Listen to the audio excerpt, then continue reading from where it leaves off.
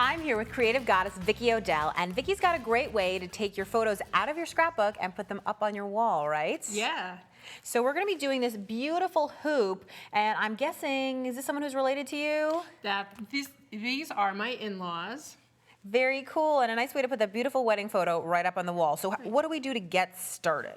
First of all, we have an 8-inch embroidery hoop, and then we have printed the photo out on printable linen.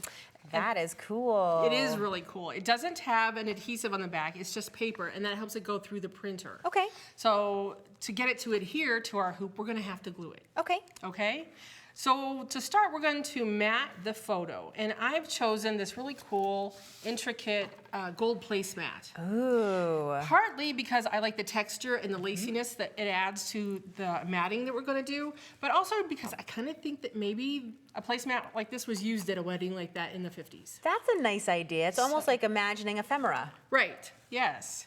So when you create matting for your photos, it doesn't have to be just a plain square that outlines all of the photo. It can be made of more than one material and be layered. Oh, I like this. that. So you've taken the placemat, I can see, as long with some textured paper, and it does create a mat, and yet it's not even, it's not perfect, it's not all the same color, but it does exactly what a mat is meant to do, which is to separate it from its background, right? We're just really not taking this too seriously. After all, it is a wedding photo in an embroidery hoop, so it's true. We can't get too fussy with it. So how are we going to adhere it all together?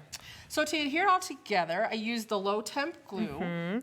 Great, and I was actually thinking we have a couple glue guns set up here, and I know you're using low temp, but these glue guns actually have a little switch, and you can choose whether to do high temp, which is the 1, or low temp, which is the 2, and of course this one's on high, that one's on low. We're sort of multitasking with the glue guns. Right, and when you're doing something that's lacy and delicate, like this placemat, you can use the little finger caps. Oh, that's perfect for any glue that might come up. Yeah. That's a smart idea. And I know we also even have a cordless glue gun here, which I think is a great idea. And it just has an easy on and off switch, so you know when it's on and when it's off. And that way you can go roaming with your glue gun anywhere you want. You know, I've always thought my mother was never a sewer. I think she was more of a glue the hem of your pants up if there's a problem kind of person. When I first met my husband, I found a pair of pants in his closet that were hemmed with duct tape. I think actually hot glue would work a little bit better, don't you? Yeah. Okay, so I see that you have the photo down on there. Right. And what are we going to do after that? Then I have a few little lace doilies from the craft store, and we're just going to add those. And we're going to use these and kind of break the frame of the embroidery hoop just to give it a little more interest. So it seems like everything's coming out of the embroidery frame instead of being trapped in there. Right. I guess if you wanted to do it a different way, you could turn the embroidery hoop over and decorate inside. Oh, I love that idea. Almost like a shadow box, Yes. but in the round. Right. That's really clever. So, and again, you might want to use the finger cap for these little lacy bits.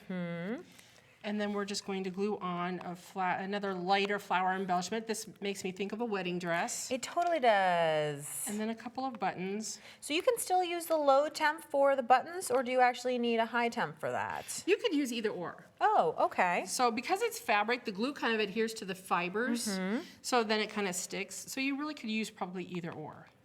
Okay. Well, why don't we switch to the high just for a second so people can see what that looks like.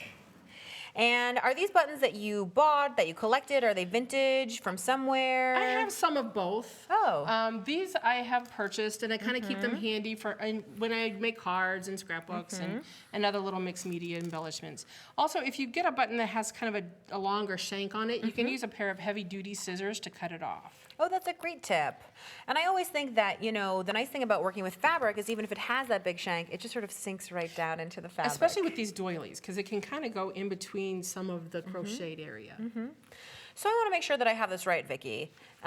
Anything that's sort of heavier or non-porous, you want to use a high temp gun, and anything that's sort of paper or lighter, you want to use a low temp. Or the items that are lacy, where the glue might seep through a little bit, a low temp would be nice. That's great. And I know that you brought another sample here, which actually has a totally different feel, even though it's the exact same techniques, right? Yeah. This is a photo of my grandmother, and they're having some sort of family reunion or outdoor picnic. And I love that she's kind of looking at the camera, and everyone else is just sort of having a good time. And is this fabric that you painted, or how did you get that color? That is a fat quarter from the fabric store. Oh, so it's just a regular commercial pretty fabric, and you can Right. pop it in there, and it's such a Right. different look, because even though so many of the accents here are the similar whites and other stuff that we used in this first hoop, just by adding that pink flower and that colorful background, it adds so much. Right. This is a great idea, Vicki. Thank you Thanks. so much.